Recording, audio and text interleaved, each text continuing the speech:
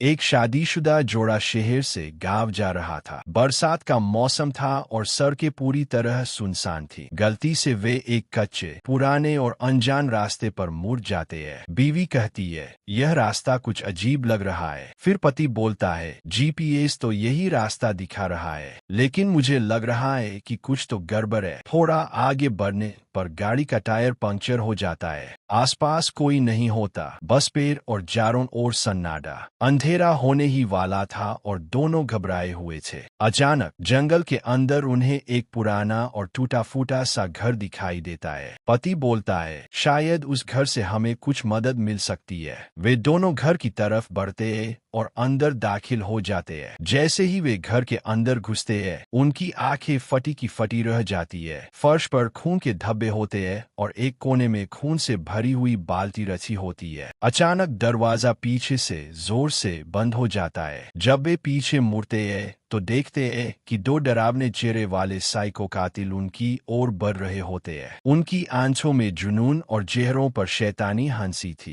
पति चिल्लाता है, भागो भागो। दोनों भागते हैं, लेकिन एक कातिल पति को पकड़ लेता है। वह पागलों की तरह हंसने लगता है और पति की हत्या कर देता है। बीवी एक पेड़ के पीछे छिपकर सब कुछ देख रही होती है। उसकी आंखें आंसुओं से भर जाती है। वह बेहद डरी हुई कातिलों को देख रही होती है। दूसरा कातिल बीवी को पकड़ लेता है और जबरदस्ती एक कमरे में बंद कर देता है। वह जोर जोर से चीखने लगती है। बीवी मन ही मन सोचती है, इन दोनों ने मेरे पति को मारा है, अब ये मेरी ही हाथों से मरेंगे। किसी तरह वह कमरे से बाहर निकलकर गाड़ी तक पहुंचती है और वहां से पेट्रोल निकालने लगती है। रात के अंधेरे में जब दोनों कातिल घर में सो रहे होते हैं, वह उस घर को चारों तरफ से पेट्रोल छिड़क कर आग लगा देती है। जलते हुए घर से चीखों की आवाजें आती है और फिर थोड़ी देर बाद पूरी तरह सन्नाटा छा जाता है। सुबह होते ही बीवी सड़क पर निकलती है। उसे एक राहगीर मिलता है जो उसकी हालत देखकर उसकी मदद करता है